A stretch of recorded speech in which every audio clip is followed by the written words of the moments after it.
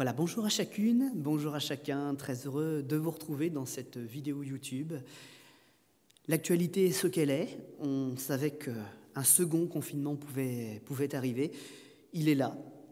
Mais en tout cas, la parole de Dieu, ce livre sacré, l'Esprit de Dieu non plus ne sont pas au repos, on continue de pouvoir ouvrir la Bible, je crois qu'on continue aussi d'être inspiré, consolé, guidé par le Seigneur. Alors, il y a une peine, mais il y a aussi une grande joie, c'est que malgré tout, le Seigneur est avec nous. Ce matin, donc, nous avons une vidéo que nous allons partager tous ensemble. Il y a également un temps de chant. Et puis, nous avons essayé de maîtriser un petit peu mieux aussi les outils qui sont les nôtres. Alors, vous aurez certainement vu sur le côté de cette vidéo, pour ceux qui en tout cas font la première avec nous, dimanche matin, donc 10h, qu'il y a un petit canal dans lequel vous pouvez vous saluer, etc.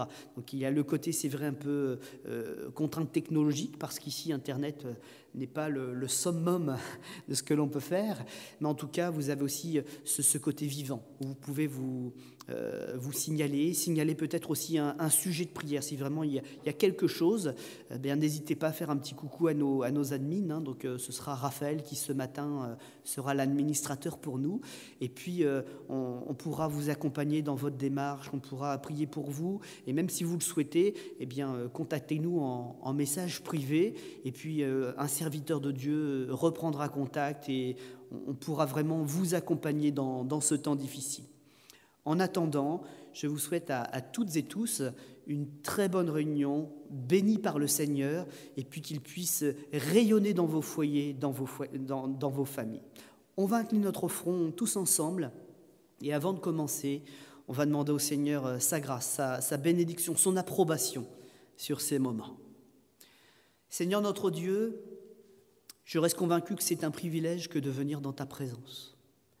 Et là où 2 ou 3 sont assemblés en ton nom, quand ces 2 ou 3 sont rassemblés pour que l'Église vive et fonctionne dans un bon état de cœur, je sais que tu accordes une réponse favorable à ce qui est demandé. Alors Seigneur, ce matin, je ne veux pas dire je suis à la maison, je suis au travail ou en train de regarder mon téléphone à un endroit ou à un autre. Je veux dire je suis dans la présence de Dieu avec mes frères et mes sœurs. Je suis en communion avec eux parce que l'Esprit de Dieu est en train de nous réunir. Et avec la même foi que j'ai d'habitude quand je suis à l'église, je veux dire qu'il y ait la guérison, qu'il y ait la délivrance, qu'il y ait la puissance de Dieu qui s'exerce, et dans la parole, et dans les prières, et dans les chants, et dans les silences. Parce que dans le silence, je ne parle pas, mais toi tu parles. Tu me prouves que tu connais mon cœur, et si je n'ose pas demander quelque chose, je sais que malgré tout, tu agis. Alors Seigneur, avec foi, nous nous tenons devant toi et nous disons que ta puissance, que ton règne s'exprime sur la terre en cet instant. Amen. J'étais brisé, vidé sans espoir. Ta grâce m'a trouvé, m'a restauré. À moi, mais tel que je suis, tu me libères, grâce infinie de notre Dieu qui un jour m'a sauvé.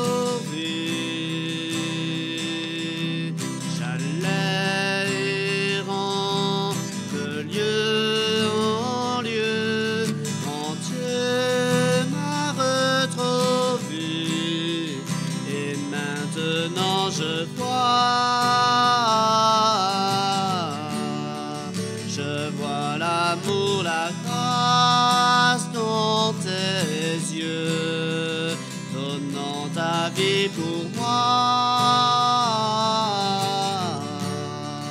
me ramenant de la mort à la vie.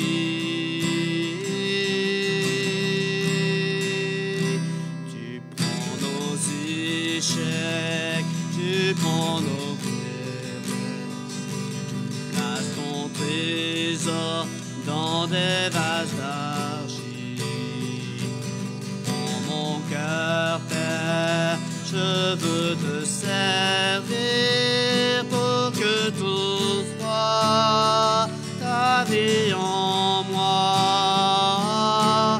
Grâce infinie de notre Dieu qui un jour m'a sauvé. J'allais errant de lieu en lieu quand Dieu m'a retrouvé. Et maintenant je vois l'amour, la grâce dans tes yeux, donnant ta vie pour moi, me ramenant de la mort à la vie.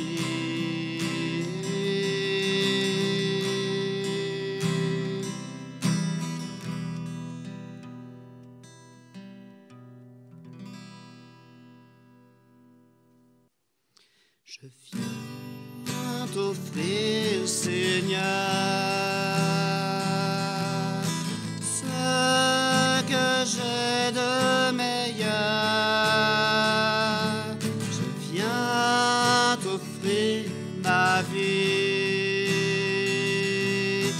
Oui, à toi, Jésus-Christ, même si je suis fragile,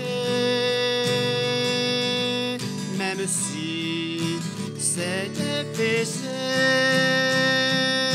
je chanterai gloire à l'Éternel.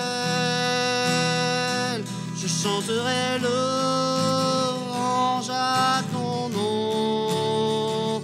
Je chanterai Dieu, mon essentiel. Je chanterai en l'honneur de son nom. Je viens te dire, Seigneur, que tu es mon bonheur. Non, rien ne peut détruire notre bel avenir, même si je suis fragile, même si c'est difficile, je chanterai gloire à l'Éternel. Je chanterai louange à ton nom. Je chanterai Dieu, mon essentiel. Je chanterai en l'honneur de son nom. Toute ma vie, je redirai que tu as donné ta vie. Toute ma vie, je redirai que tu as payé le prix. Toute ma vie, je redirai que je ne vis que pour lui. Je chanterai gloire à l'Éternel. Je chanterai louange à son nom. Je chanterai Dieu, mon essentiel. Je chanterai en l'honneur de son nom. Je chanterai gloire à l'Éternel. Je chanterai louange à son nom. Je chanterai Dieu, mon essentiel. Je chanterai en l'honneur de son nom.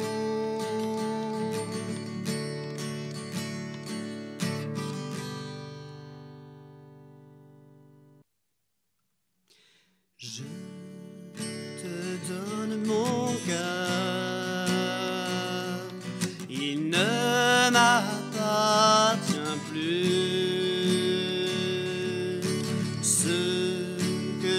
j'ai de meilleur.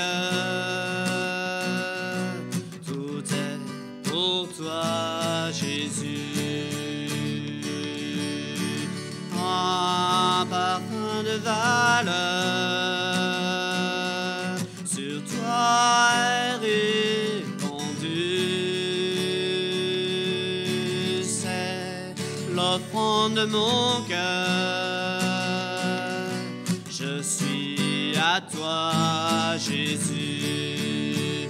Prends mon âme, prends mon cœur, je te donne tout. Prends ma vie, me voici, je te donne tout. Mon cœur est à toi.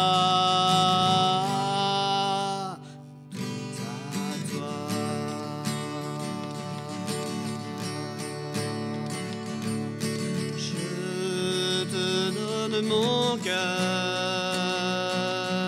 il ne m'appartient plus. Ce que j'ai de meilleur, tout est pour toi, Jésus.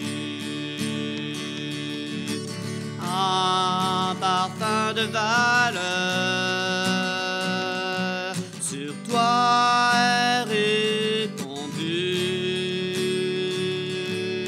C'est l'offrande de mon cœur. Je suis à toi, Jésus. Prends mon âme, prends mon cœur, je te donne tout. Prends ma vie, me voici, je te donne tout. Mon cœur est à toi, tout à toi.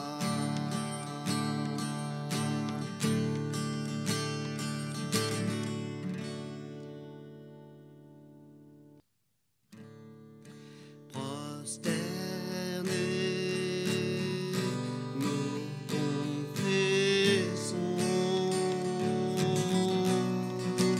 tu es Dieu. En ce lieu, prosternés, nous confessons, tu es Dieu. En ce lieu, je m'attends à toi.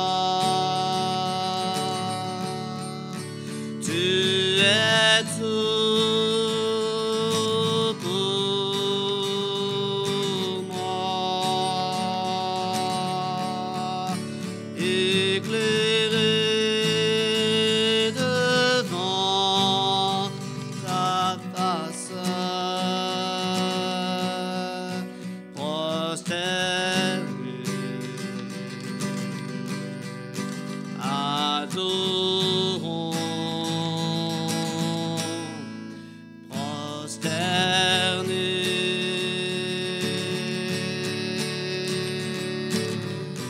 nous confessons, tu es Dieu. En ce lieu, prosternés,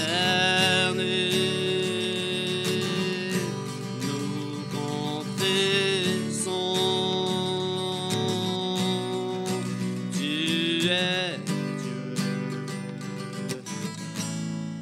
En ce lieu.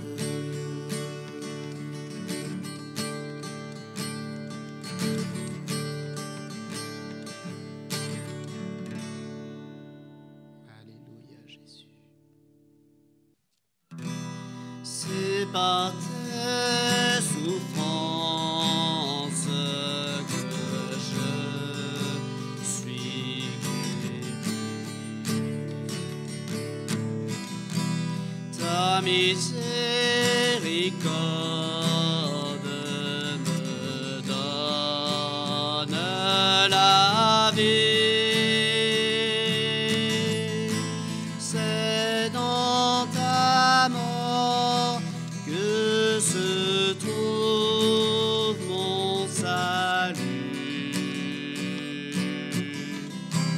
Inépuisable est ta grâce, mon Jésus.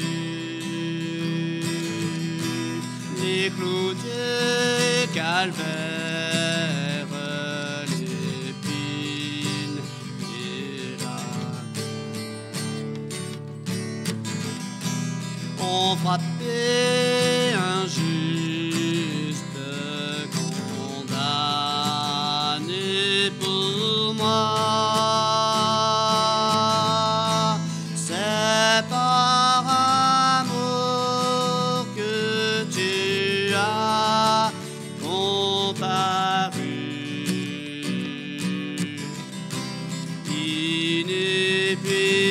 Inépuisable est ta grâce, mon Jésus.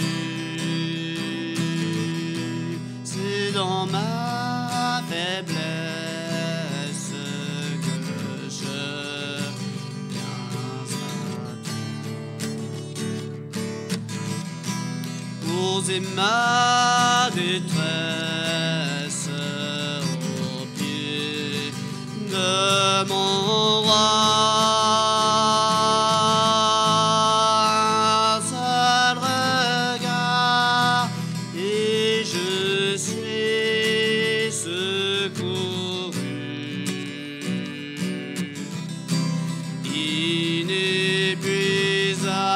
Inépuisable est ta grâce, mon Jésus.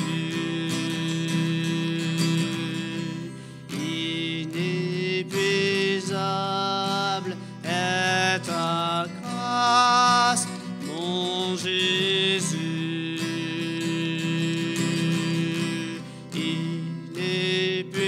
Inépuisable est ta grâce, mon Jésus.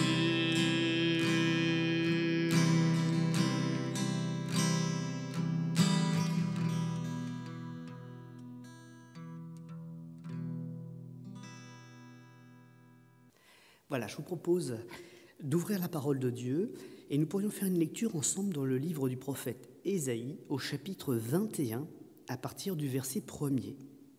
Livre du prophète Ésaïe, chapitre 21, verset 1er. Oracle sur le désert de la mer, comme s'avance l'ouragan du midi, il vient du désert, du pays redoutable. Une vision terrible m'a été révélée. L'oppresseur opprime, le dévastateur dévaste. Monte, Élam, assiège, Médie, je fais cesser tous les soupirs. C'est pourquoi mes reins sont remplis d'angoisse. Des douleurs me saisissent comme les douleurs d'une femme en travail. Les spasmes m'empêchent d'entendre. Le tremblement m'empêche de voir. Mon cœur est troublé. La terreur s'empare de moi. La nuit de mes plaisirs devient une nuit d'épouvante.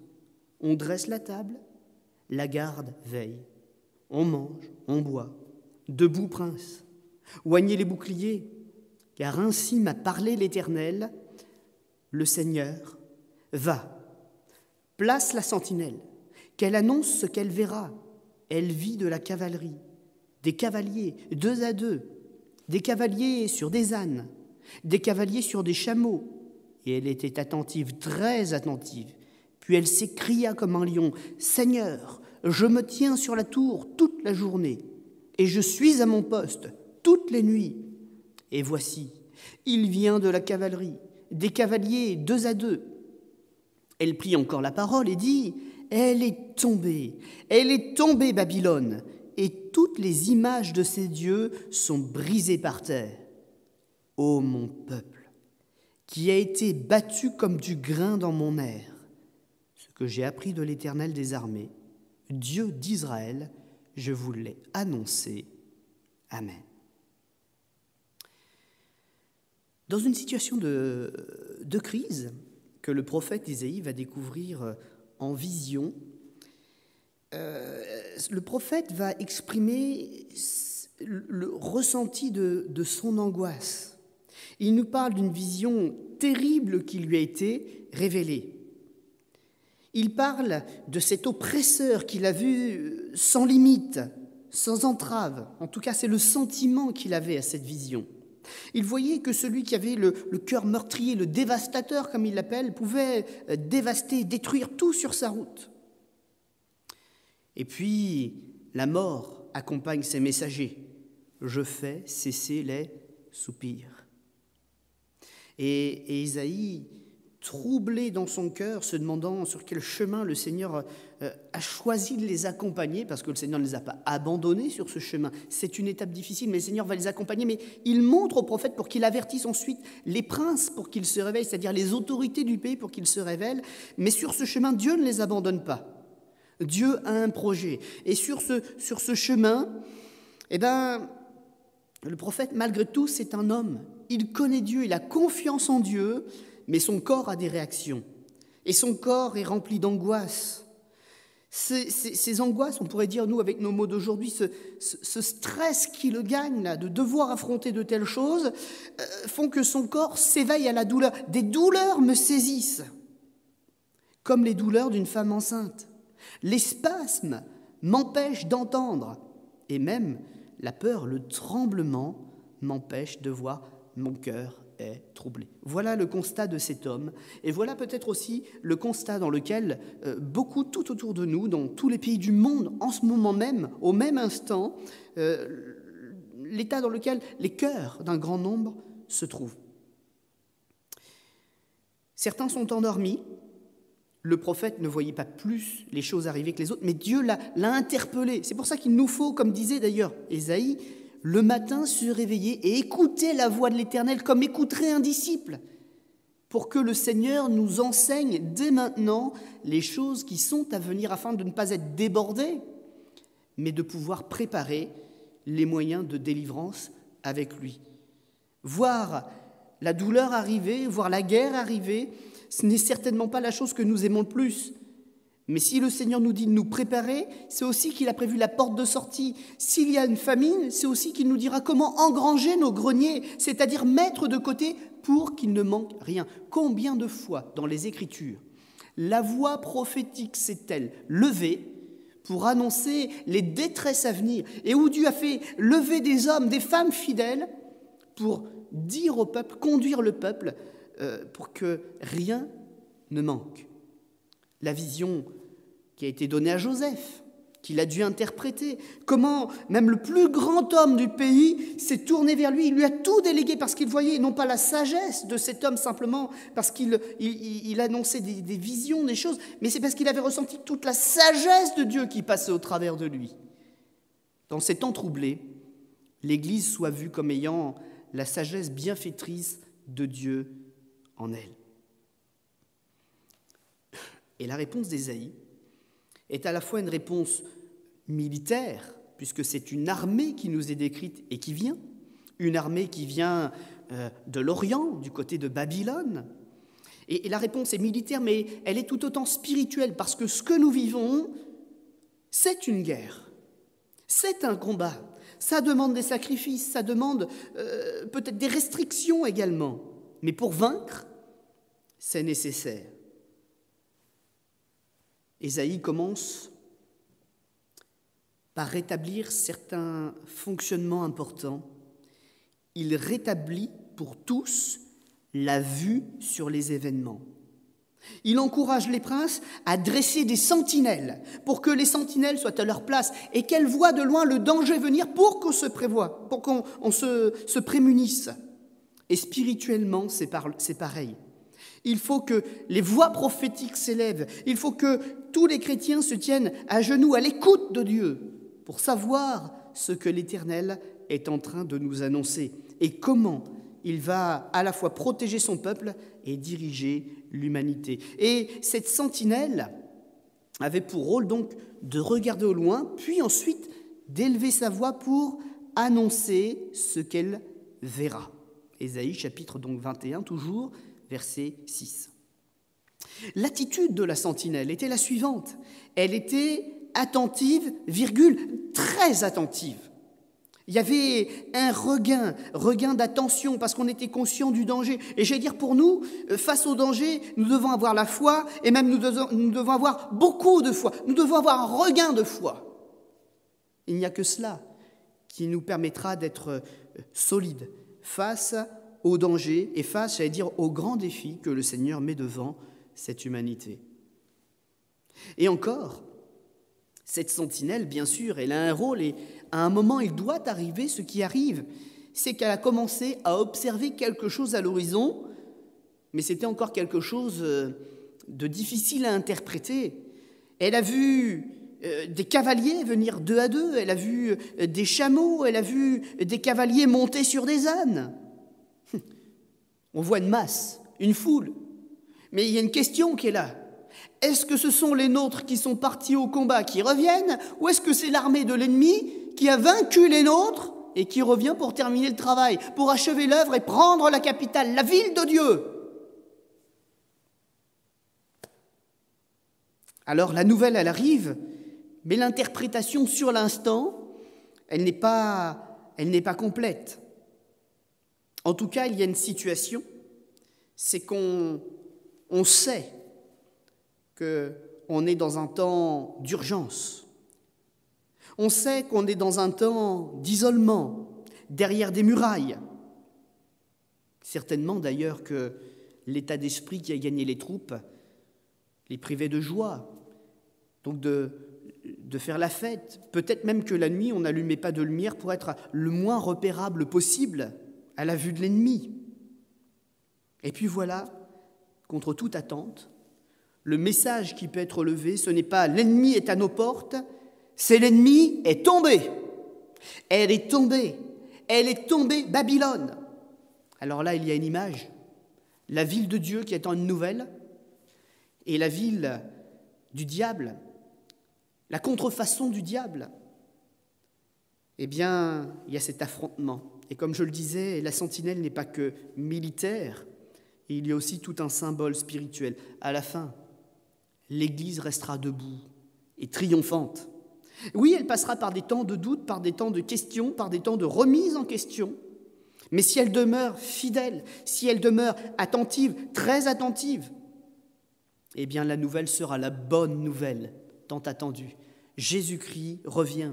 Il a vaincu le malin, il a vaincu les serviteurs du malin, et maintenant il exerce ses jugements sur la terre.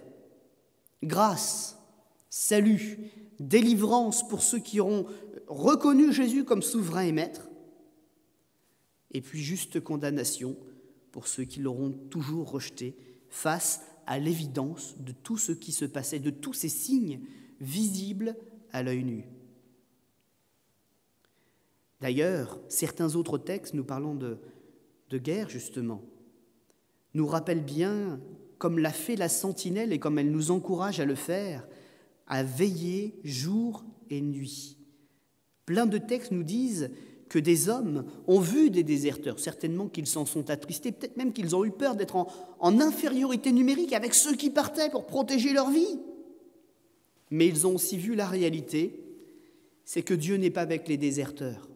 Dieu prête sa force même aux minorités qui veulent vaincre pour lui, pour glorifier son nom. Et ces hommes, parfois en minorité, je pense notamment à Gédéon, ont pris une entière victoire sur leurs ennemis, parce que la force de Dieu est suffisante, bien plus que suffisante pour remporter les guerres. En revanche, les mêmes personnes ont vu les déserteurs, donc qui voulaient sauver leur vie, les perdre, parce que trop facilement rattrapés par l'ennemi. La parole de l'Éternel adressée aux vainqueurs à la fin de ce texte, ceux qui sont restés sous son commandement, ceux qui sont restés résistants ensemble dans l'unité de la foi, c'est-à-dire ceux qui n'ont pas défait les liens de l'unité de la foi. Eh bien, ce discours, C'est un discours qui nous montre que c'était aussi pour eux du temps d'Ésaïe une épreuve de l'Éternel, comme nous-mêmes, nous pouvons vivre la nôtre aujourd'hui. Dieu fait le constat, il affirme qu'il n'a rien raté, qu'il a tout vu de la manière dont l'adversaire a comme battu Israël, comment il l'a écrasé comme des grains de semences dans une aire de battage pour récupérer la graine et séparer la cosse. Ce combat est spirituel avant tout. Paul nous en parle, il nous dit de ne pas nous tromper de combat. Ce n'est pas contre la chair et le sang qu'on a à combattre, mais c'est contre les choses invisibles qui guettent notre âme. Satan est une réalité. C'est un grand mensonge de Satan de dire « Satan et Dieu sont égaux, le bien et le mal sont deux forces qui se contrebalancent ». C'est faux. Dieu seul est omniscient, omniprésent, omnipotent. Il a tout pouvoir et il peut faire taire le diable. Il est le Dieu qui impose des limites au ciel, à la terre, à la mer, à l'univers. Tout ce qui est grand pour nous n'est qu'un petit grain de poussière pour lui. Et même Satan, s'il est puissant, et c'est une réalité, c'est un ennemi qui est vaincu.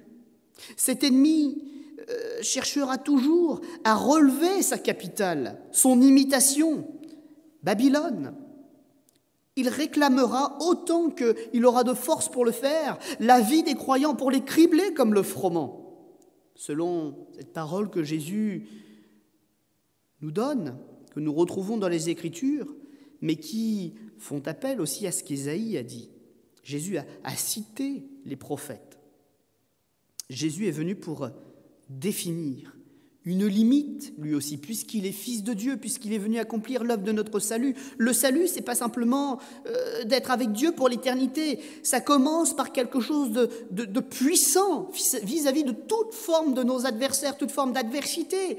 Il a dépouillé le diable et toutes les puissances de mort pour nous redonner de la liberté et un accès à Dieu. Jésus est venu pour définir une limite infranchissable et qui ne bougera jamais aux actions de cet être ténébreux et tous ceux qui lui appartiennent. Le diable peut inspirer autant ce monde qu'il le veut, c'est un adversaire vaincu et ses serviteurs avec lui. Nous nous rappelons Job. Et si vous ne connaissez pas Job, je vous encourage à ouvrir la Bible et à lire l'histoire de Job. Job était un homme fidèle, il ne lui manquait rien. Il vivait un temps d'abondance dans sa famille, dans ses biens, dans ses richesses, dans son couple. Il ne lui manquait rien. Il était rempli d'une sagesse qui faisait que quand il allait aux portes de la ville, lui qui était visiblement un peu plus jeune que les anciens qui administraient la justice, on l'écoutait. Il était comme un prince dans sa condition. Et le diable l'a vu. Et le diable, comme tout autre chrétien qui se respecte, tout chrétien qui aime Dieu, le diable a voulu le faire chuter. Le diable l'a réclamé. Et Dieu, qui sait la valeur d'une âme qui se donne à lui, qui sait la force qui est capable de l'habiter, Dieu qui connaît l'intimité de son serviteur parce qu'il la partage dans une relation réelle, va dire « je t'autorise ». à aller éprouver cet homme jusqu'à une limite. Tu ne toucheras pas à sa vie. Et Job a perdu tout ce qui est matériellement possible de posséder. Les richesses, ses enfants, ses biens, même son épouse s'est retournée contre lui, puis en fait, il a fini malade pendant longtemps, avec des ulcères. On pourrait se dire, n'importe qui aurait lâché. Et c'est vrai, certainement que 99% des gens auraient lâché. Mais Job est un exemple de la foi, il a tenu. Il n'a pas tenu parce qu'il était plus fort, mais il a tenu parce qu'il parlait avec Dieu du sein de ses épreuves. Et il a vaincu. Il a vaincu toutes les pensées de doute en remettant tout entre les mains de l'Éternel. Et grâce à Job, Dieu nous donne un grand témoignage. Tout est possible à celui qui croit. Et Job a eu en récompense de mieux connaître Dieu encore. Il a compris le plan de Dieu, il a compris que ça ne se limitait pas aux choses matérielles. Il a été le premier à parler de la résurrection corporelle. Il a compris et reçu dans le plus profond de son âme une encre, un fondement inébranlable. Mon Dieu, c'est le Dieu de la vie éternelle. Mon Dieu, si même je devais mourir, il me relèverait pour vivre avec lui. Mon Rédempteur, je sais que mon Rédempteur est vivant. Il est le Dieu de la vie. Jésus va parler à un autre homme de foi. Alors que Jésus était sur la terre, qu'il était venu visiter les hommes pour leur montrer l'exemple ultime, celui qui allait en plus s'accompagner d'un sacrifice pour instaurer un salut inébranlable au siècle des siècles, Jésus va parler à une des personnes qu'il est en train de former, un homme comme vous et moi. Il s'appelait Pierre. On le connaît aussi sous son nom araméen, Céphas. On sait qu'il était le fils d'un homme qui s'appelait Jonas. Et on le connaît aussi sous le nom de Simon. Jésus parle donc avec celui que nous connaissons bien sous le nom de Pierre dans notre culture. C'est un nom qui est resté attaché à son ministère fidèle à Jésus-Christ, son apostolat, comme on l'appelle. Mais quand Jésus va commencer à lui parler ce jour-là à Pierre, il ne va pas utiliser ce nom d'apôtre, ce nom de serviteur. Il va l'appeler selon son prénom naturel, celui que ses parents lui ont transmis, celui que sa généalogie lui a transmis, ce que son sang lui a transmis. Il va l'appeler Simon. Simon. Simon. Satan vous a réclamé pour vous cribler comme le froment. Mais, comme pour lui dire, mais prends courage. J'ai une parole pour toi, mais j'ai prié pour toi, afin que ta foi ne défaille point. Et toi, quand tu seras revenu, affermis tes frères.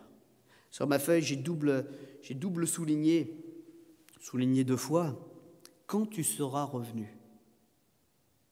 Quand tu seras revenu. L'épreuve venait. Jésus savait que ce serait difficile pour Pierre. Il savait que Pierre passerait par la case du doute, par la case de la chair, avant de revenir à la case de l'esprit. Il savait que celui qui serait un bon serviteur, fidèle, parce que le Seigneur voyait déjà les choses d'avance. Il savait que même celui-là, aussi bon qu'il était, n'était qu'un homme, qu'il passerait par les doutes, qu'il le trahirait un temps avant de pouvoir comprendre l'amour de Dieu véritablement. Un amour qui passe par la demande de pardon et par recevoir le pardon.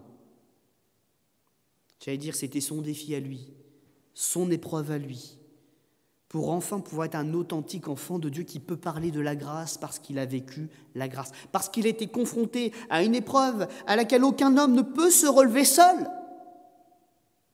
Mais face à son épreuve, il s'est relevé en demandant pardon à Jésus. Et il a reçu la force de Jésus pour mériter d'être appelé Pierre et apôtre. En réalité, je dis mérite, mais c'est une grâce. Alors disons peut-être les choses autrement. Il a su saisir la grâce. Non pas en disant c'est par mes forces que je le ferai, mais je confesse ma faiblesse pour embrasser la force de ton salut. Et je crois que nous en sommes tous là aujourd'hui. Nous entendons beaucoup parler de repentance, et c'est la meilleure chose, c'est le bon discours. Mais quand je vois les réformateurs de l'Écriture, les prophètes, ils sont passés par une autre case. Ils n'ont pas simplement mis leur âme à nu devant Dieu, ils se sont aussi humiliés pour leurs frères, pour leur patrie, pour leur nation. Et c'est vrai que ce n'est pas du tout dans notre orgueil français de dire je m'humilie devant toi, Seigneur, pour les péchés de mes frères. Nous disons tout de suite, chacun chez soi, chacun ses péchés, chacun sa réparation, chacun sa responsabilité. Mais l'Esprit de Dieu nous dit que les âmes qui se perdent, ce sont des âmes d'hommes comme nous, comme eux. Et nous devrions nous humilier avec eux et pour eux. Quand les crises arrivent, c'est naturel et on ne peut pas le nier, il ne faut pas le nier, les questions se bousculent. Les crises arrivent, les questions se bousculent. Et la chose est la même. Rien de nouveau sous le soleil. À chaque fois qu'une guerre est annoncée, à chaque fois qu'une crise est annoncée, les familles s'enferment ou sont parfois obligées de s'enfermer pour se protéger et protéger les autres. Et on voit un père, une mère, les enfants, à tour de rôle qui se relayent autour de la TSF, il y a encore quelques dizaines d'années en arrière, la radio, la télévision en noir et blanc et aujourd'hui en 4K, en 8K, les réseaux Internet. Mais en tout cas, nous sommes tous là, à côté des moyens de communication, en espérant entendre cette grande annonce. La délivrance est arrivée. Enfin, nous pouvons sortir. La sentinelle de Dieu, la radio de Dieu, le moyen de communication de Dieu, l'Esprit de Dieu, l'Esprit prophétique annonce, le matin vient, mais il ne faut pas s'y tromper, le matin vient et la nuit aussi. Et il ne s'agit pas simplement de la lumière du soleil ou de l'éclat de la lune. Ça veut dire qu'il y aura la vie pour les uns, il y aura la mort pour d'autres. Ce texte continue en disant, si vous voulez interroger, c'est le moment pour se poser des questions et avoir des réponses. Et puis, il y a aussi un appel de Dieu qui est pour toute personne capable de l'entendre. Convertissez-vous, si ce n'est pas encore tout fait, c'est-à-dire abandonnez votre passé, votre ancienne vie pour embrasser les commandements du Seigneur, sa façon de voir les choses. Virgule et revenez. Ça, c'est peut-être pour les autres qui ont connu l'Évangile, mais qui en sont tellement loin aujourd'hui. Ils ont comme tout perdu en cours de route. Je ne sais pas quelle est la situation de chacun d'entre nous, mais en tout cas, une chose est sûre, c'est que cet appel, il est pour nous. Nous sommes chrétiens, fortifions-nous, allons plus loin. Nous sommes des personnes qui avons abandonné la foi, il n'est pas trop tard, ne serait-ce que parce qu'il y a ce message-là, à cet instant, au moment où vous écoutez cet appel de Dieu, revenez, la porte est ouverte, mais pas longtemps. Qui peut le dire ? Et puis, il y a peut-être tous les autres, ceux qui s'interrogent. Oui, c'est bien de s'interroger, mais maintenant il faut des réponses.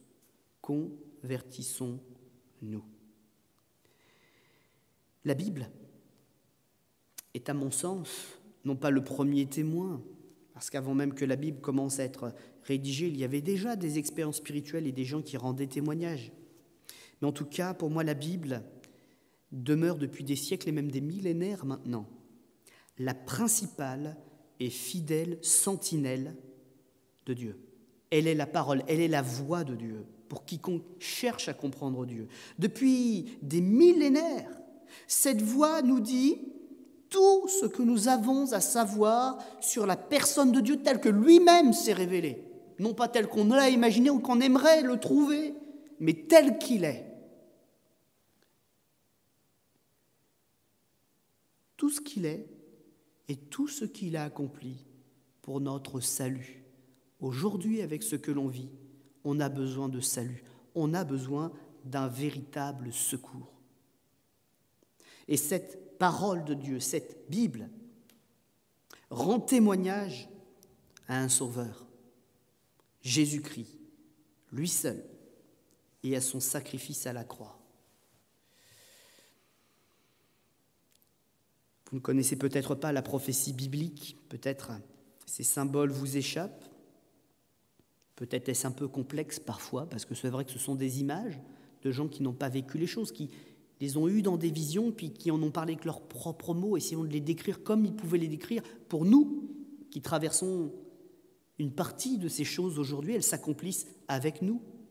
Mais la Bible nous dit aussi des choses d'une manière très claire que nous ne pouvons pas nier. Vous n'êtes pas chrétien, vous entendez ce message, eh bien écoutez ce que disent les scientifiques, écoutez ce que disent les revues, écoutez ce que dit aussi tout simplement peut-être le bon sens populaire.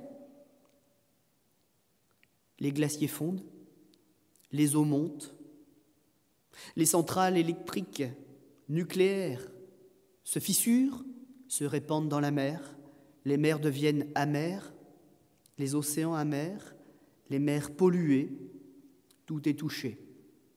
Des nuages toxiques s'élèvent et parcourent la terre sans tenir compte ni des religions ni des gouvernements. Il n'y a pas de frontière à cela. Les fleuves débordent, même dans des endroits où ils avaient toujours été calmes. Les villes côtières sont de plus en plus touchées. Et même, nous savons, les îles disparaissent. La Bible le dit depuis le temps d'Ésaïe. Et elle ne fait que le rappeler dans le livre que nous connaissons sous le nom d'Apocalypse, qui signifie révélation. Et c'est une révélation. Pendant longtemps, beaucoup ont rigolé, ils ont rejeté l'idée. Et vous, aujourd'hui, qui pouvez lire ces choses, qui pouvez les comparer à votre actualité, qu'en pensez-vous? Sincèrement, qu'en pensez-vous? Le fait scientifique m'est encore rapporté cette semaine,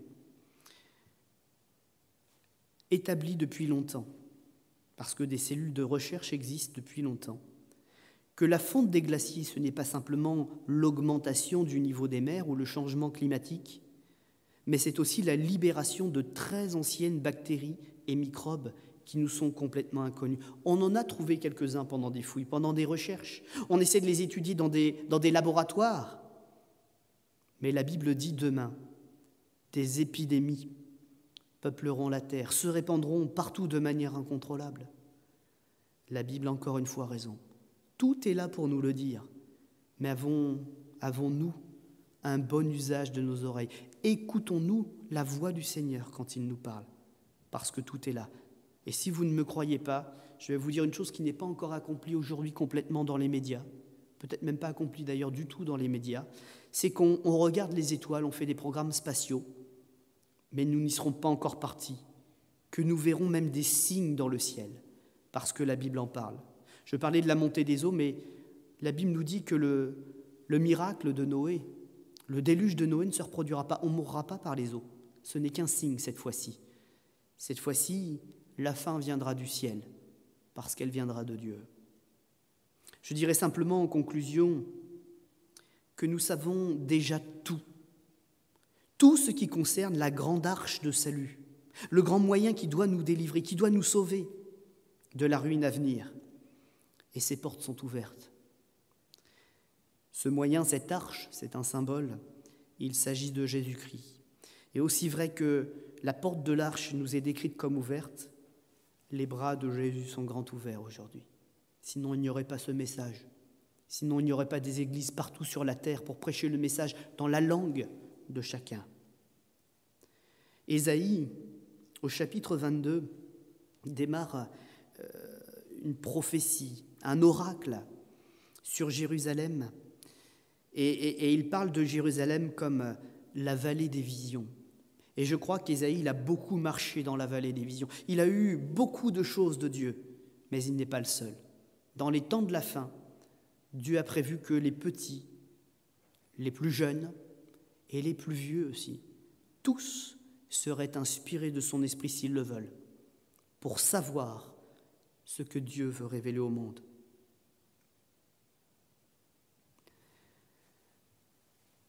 Les bras de Christ sont ouverts pour nous accueillir. Et parce qu'il y a Christ, nous pouvons aussi savoir quelle est la volonté de Dieu pour notre vie. Ésaïe, parlant du prophète, du Messie, le voyant venir depuis très très longtemps et de très loin, nous a décrit Jésus avec une perfection extraordinaire. Et pourtant, il nous pose cette question, Ésaïe, chapitre 53, verset 1er. Dès le début de sa description, il le dit, mais qui a cru ce qui était annoncé? Et qui a reconnu le bras de l'Éternel? C'est le défi qui nous est lancé. Ce n'est pas que nous sommes aveugles, ce n'est pas que nous manquons d'intelligence, mais c'est que nos cœurs sont durs. Nous ne voulons pas entendre. Et le combat, le vrai combat que nous avons à mener aujourd'hui, dans le temps où nous sommes, c'est de laisser ce cœur changer pour de vrai. Je rappellerai en terminant une parole de Jésus, qui est une source de consolation pour chacun de ceux qui voudront croire. Parce que Jésus n'a pas parlé pour parler, il a d'abord été confronté au danger pour porter le message. Il s'est exposé. Il a quitté un ciel de gloire pour être exposé parmi les hommes. Et au milieu des hommes, il s'est encore exposé. Il n'a pas envoyé les disciples à sa place faire les choses. Il les a faites et il a montré l'exemple.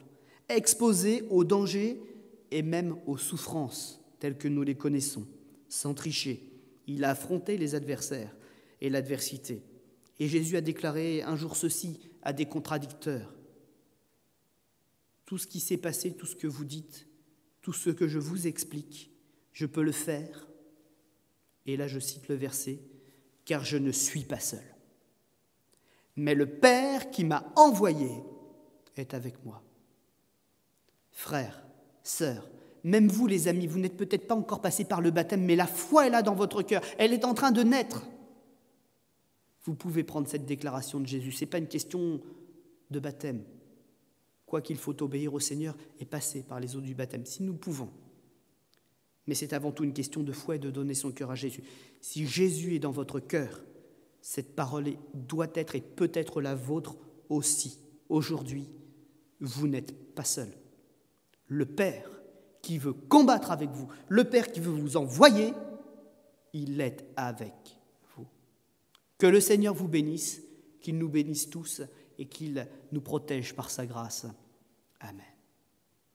Seigneur notre Dieu, nous voulons incliner notre front respectueusement, fermer nos yeux et ne pas simplement dire « Seigneur, j'ai besoin d'aide », mais « Seigneur, j'ai besoin de voir, j'ai besoin de te voir, j'ai besoin de te savoir tout près de moi. » Mais plus que tout cela, puisqu'il y a un plan, donne-moi de le comprendre et d'être un de tes serviteurs dans ton projet, une de tes servantes dans tes actions. S'il te plaît, Seigneur, notre Dieu, agis maintenant, au milieu de chacun d'entre nous. Donne-nous les forces nécessaires pour tenir debout. Augmente en nous la mesure de la foi, parce que tu peux et que tu veux le faire.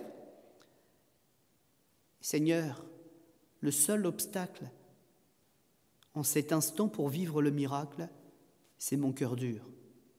Alors je veux commencer par le fondamental. Change mon cœur pour que les paroles de ma bouche changent, pour que les pensées de mon esprit changent. Change mon cœur pour que ma vie et mon entourage puissent aussi être bénis. Dans le nom de Jésus qui nous protège et nous donnera la victoire sur toute adversité. Amen. Merci à chacune, merci à chacun d'avoir suivi cette vidéo, même plus qu'une vidéo, ce temps de partage qu'on a voulu offrir à chacun pour ne pas être séparés les uns des autres, mais vraiment qu'il y ait un contact. Si cette vidéo vous a plu, surtout n'hésitez pas à la signaler. Mettez un petit pouce levé, je sais que c'est un peu moderne comme démarche, mais elle est utile afin de référencer comme il faut la vidéo. Et puis, il y a aussi la possibilité de la partager sur les autres réseaux sociaux. La vidéo, nous l'avons laissée libre de partage pour que vous puissiez la mettre sur Twitter, sur Facebook et sur tous les endroits où vous pouvez copier-coller le lien. Donc, n'hésitez surtout pas. Si ce message vous a parlé, s'il vous a fait du bien, s'il vous a suscité des interrogations, utilisez-le et répandez-le. Là, je vais m'adresser un peu plus particulièrement à l'Église, où je suis établi comme responsable, donc quelques annonces pratiques sur la vie de l'Église qui, du coup, revient à un fonctionnement particulier à cause du confinement.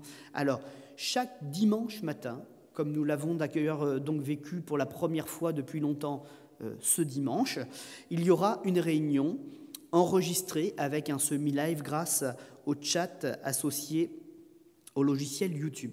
Donc la première vous sera signalée par notification, également aux membres de l'Église par différents courriers ou SMS. Elle démarrera à 10h. Et dès que l'émission aura terminé d'être diffusée, automatiquement, elle sera également en différé pour ceux qui veulent la consulter selon l'horaire qui peut les arranger également. Donc que personne ne se prive de la grâce, mais partagez ce beau message de l'Évangile tout autour de vous. En semaine, nous ne pouvons toujours pas donc nous réunir physiquement, mais en tout cas, le mardi soir, en partenariat avec d'autres petites assemblées, comme notamment Côte-Bec-en-Caux, à 20h le mardi, nous aurons une réunion de prière. Et le jeudi, il s'agit là de notre horaire à nous, notre horaire habituel, le jeudi à 19h, en numérique, eh bien, nous nous retrouverons sur Zoom. Vous n'êtes pas membre de l'Église, peut-être que vous n'avez pas une communauté ou une dénomination à laquelle vous êtes rattaché, ce n'est pas grave. Là encore, ne vous privez pas de la grâce, et ce n'est certainement pas nous qui allons vous mettre de côté. Si vous souhaitez découvrir l'Évangile, eh bien, adressez-nous une petite demande et on se fera une joie de vous expliquer comment nous travaillons et comment nous rejoindre également, même pour ces petites réunions du soir, Zoom, qui sont entièrement libres et gratuites. Pour les non-membres de l'Église, comme pour les membres de l'Église, il se peut que certaines personnes soient en contact avec des gens qui n'ont pas accès à Internet. Je pense notamment à nos bien-aimés qui sont un peu âgés. Une circulaire en PDF sera mise sur les réseaux sociaux et notre site Internet. Elle sera également disponible en format papier. Donc si vous avez connaissance d'une personne qui est coupée de l'Église, ou de la communion fraternelle ou de sa famille à cause de ce que nous vivons en ce moment, n'hésitez pas à récupérer cette petite circulaire. Il y a des informations pratiques, il y a des sujets de prière et il y a également des notes de prédication de ce message que nous avons entendu aujourd'hui. Et chaque semaine, le message sera également remis sous forme de notes et distribué à tous ceux qui le souhaitent, qui en font la demande. Après toutes ces choses spirituelles et ces bons partages, c'est toujours dommage de faire une annonce plus matérielle, mais il faut la faire quand même. C'est de la sagesse et puis c'est le bon fonctionnement de l'œuvre de Dieu. Il faut penser, mes amis, mes frères, mes sœurs, à l'entretien de l'Église. C'est vrai que nous ne nous y réunissons pas physiquement, mais il y a quand même des choses à entretenir. Il y a des factures à payer. Elles ne sont pas extraordinairement élevées, nous n'avons pas un grand train de vie, mais ce que nous donnons d'habitude, pensons à continuer de le donner fidèlement. Voilà, je ne veux pas m'étendre sur ce sujet parce que je sais que dans l'Église, nous sommes généreux, nous pensons à le faire, mais c'est quand même un rappel. Et il est important de le faire pour que, quand nous pourrons revenir dans cette assemblée ici, eh bien, tout soit en ordre et prêt à redémarrer dans la joie la plus complète. Voilà, je vous souhaite à toutes et tous une bonne fin de journée et vraiment que la grâce de Dieu soit sur vos familles.